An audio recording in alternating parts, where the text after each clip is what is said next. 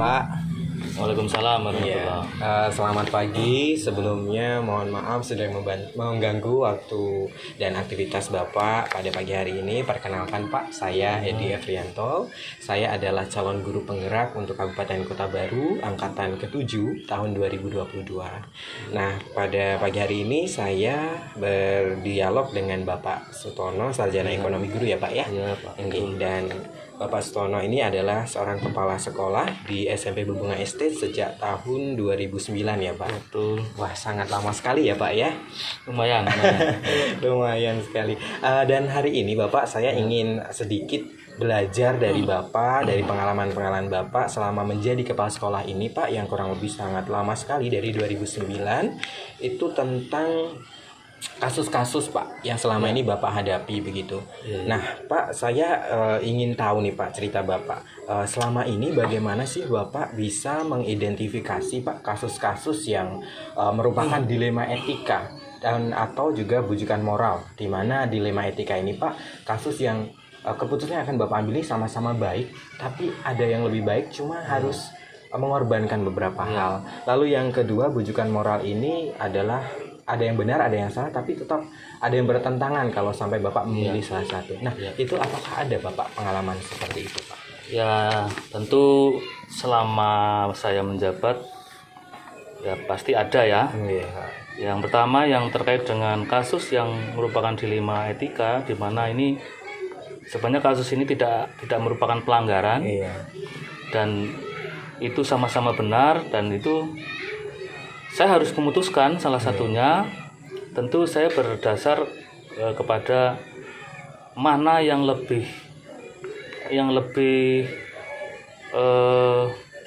apa namanya? Yang prioritas Ya, yang gitu pertama Pak. lebih prioritas, Iya. kemudian yang kedua tentu yang lebih sedikit mudorotnya.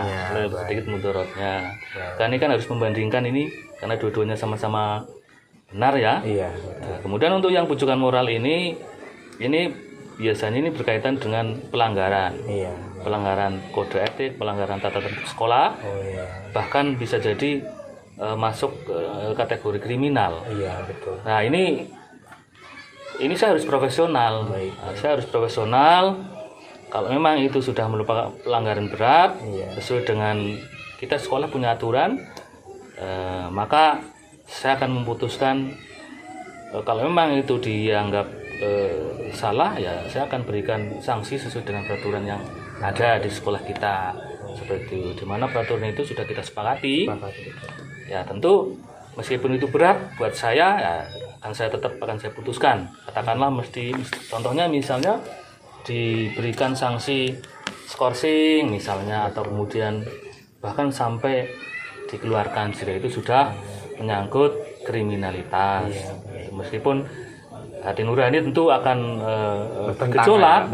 Kita merasa kasihan anak orang ini, kasihan tidak sekolah kalau saya keluarkan. Tetapi kalau memang itu sudah melanggar etika atau melanggar bahkan masuk kategori kriminal, maka mau tidak mau itu saya harus profesional dalam hal ini. Baik, baik Pak. Dari yang tadi sudah Bapak sampaikan, sepertinya banyak ya Pak ya kasus-kasus yang sudah Bapak jumpai, yang baik itu tergolong dilema etika atau bujukan moral. Nah, yang ingin saya ketahui Pak, kalau Bapak berkenan bercerita, bagaimana Bapak mengenalinya? Ini termasuk dilema etika nih, atau ini bujukan moral? Apakah Bapak ada trik atau tips khusus Pak? Ya, saya berpedoman pada tata tertib saja, pertama tata tertib sekolah yang sudah kita sepakati. Ketika itu tidak melanggar tata tertib, berarti itu dilema etika saja. Tapi kalau untuk yang bujukan moral tentu ada yang dilanggar, ada yang dilanggar, bahkan sudah, ya itu tadi katakan tadi, sudah mendekati kriminalitas. Contoh misalnya penggunaan narkoba, anak-anak sudah mulai mengenal narkoba dan seterusnya. Itu berarti kan bukan hanya melanggar peraturan sekolah, tetapi sudah melanggar norma-norma hukum bahkan. Baik ya. Pak. Terima kasih. Tadi dari penjelasan Bapak itu sangat informatif dan sudah menjawab juga pertanyaan saya yang ingin saya tanyakan yang kedua, Pak. Oh, Yaitu iya. tentang bagaimana Bapak bisa mengambil keputusan di sekolah yang mana dua-duanya ini sama-sama benar, sama-sama mengandung nilai kebaikan. Tadi Bapak sampaikan mana yang lebih prioritas ya, Pak. Iya, iya. Seperti itu. Nah, sekarang kalau saya boleh bertanya, langkah-langkah prosedur atau tahapan seperti apa sih Pak yang pernah Bapak lakukan atau biasa Bapak lakukan selama ini untuk memutuskan sesuatu, Pak? Pertama, saya melihat kasusnya dulu, kan ada kategori ringan, Iya Pak, kategori sedang dan berat. dan berat ya. Nah, kemudian lagi-lagi saya berpedoman kepada peraturan sekolah. Baik. Kemudian biasanya kalau misalnya keputusan itu saya harus melibatkan orang lain, saya akan libatkan orang lain itu. Misalnya katakanlah rekan pengajar, untuk saya mintai pendapat tentang kasus ini. Bahkan bisa juga saya mengundang orang tua murid. Nah, orang tua murid untuk kita mintai pertimbangan pendapatnya terhadap siswa kita yang melakukan pelanggaran. Tapi kalau yang sampai tanyakan tadi yang untuk memutuskan yang sama-sama benar ya, Iya, yang sama mengandung nilai kebajikan ya, tentu tadi skala prioritas tadi itu. Oh begitu. Skala prioritas.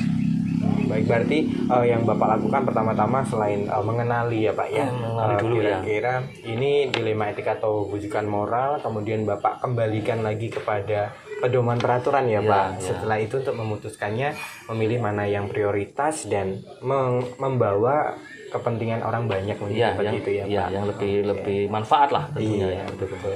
Nah Pak, selama ini hal-hal apa saja sih Pak yang mungkin Bapak anggap efektif begitu dalam pengambilan keputusan ini pada kasus-kasus dilema etika tadi Pak?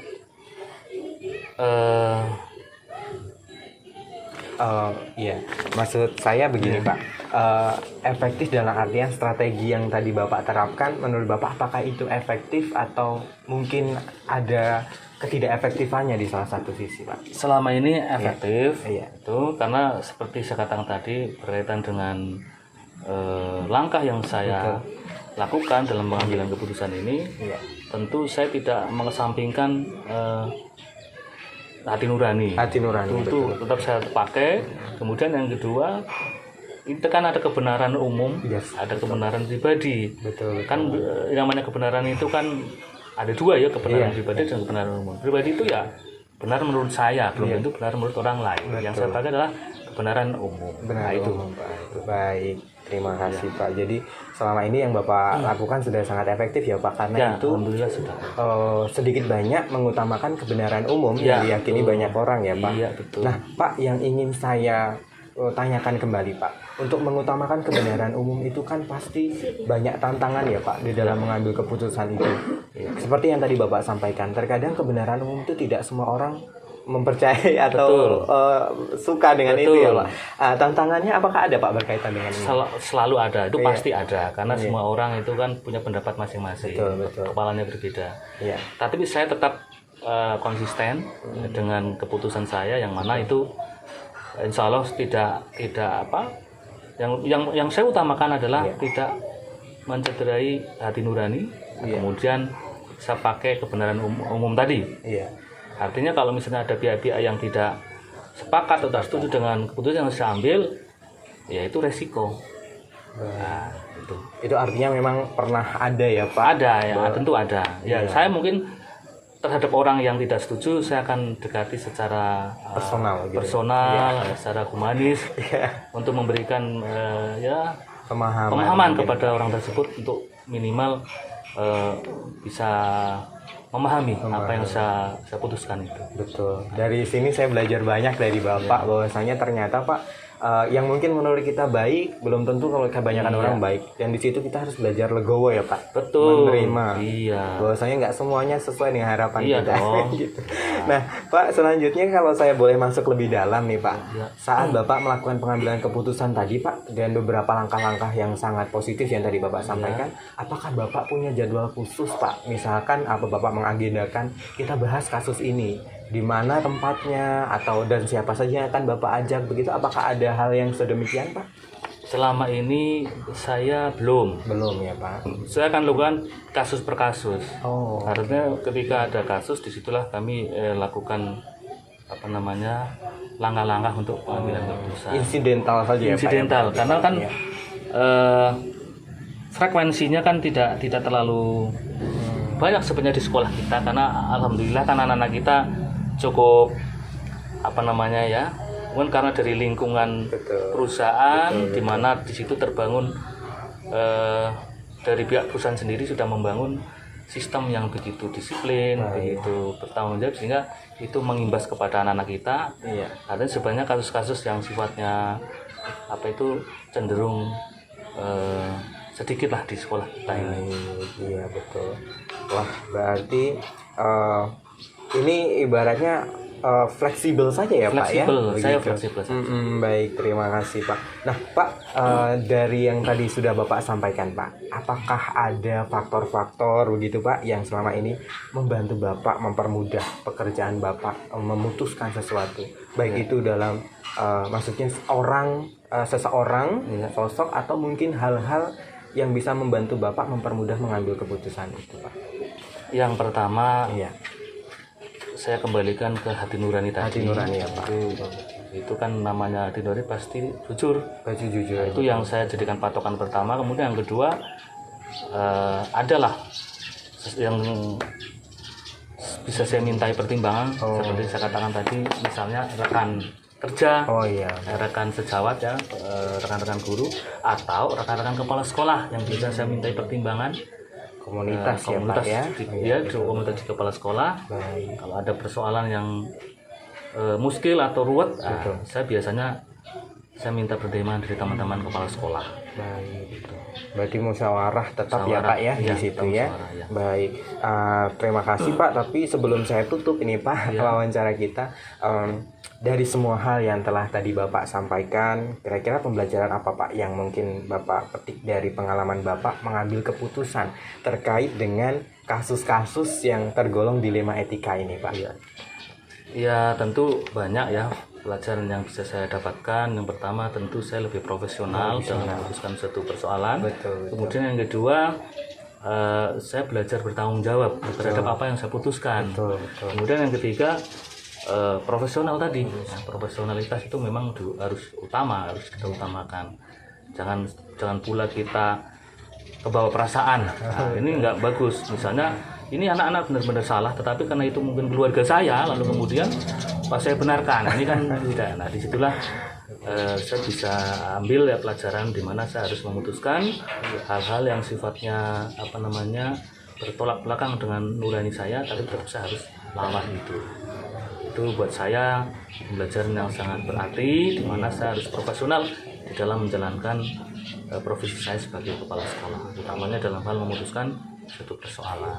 Untuk poin yang kedua tadi, kalau boleh saya katakan, mungkin meningkatkan kebijaksanaan Bapak begitu ya Pak ya. Lebih bijaksana lagi ya. Jadi tidak mengutamakan kebenaran pribadi, Iya, betul. dan tetap mengagungkan kebenaran umum. Umum yang itu kita pakai. Baik Ya. Bapak. Oke Bapak, ada pesan mungkin yang ingin Bapak sampaikan sebelum wawancara ini saya tutup Pak? Iya, pesan saya terus belajar lah, terus belajar dari orang-orang yang tentu lebih memiliki kemampuan dalam hal manajerial. Betul. Kita jangan pernah berhenti untuk belajar. Itu yang terpenting. Baiklah, terima kasih banyak Pak Tono atas kesempatannya.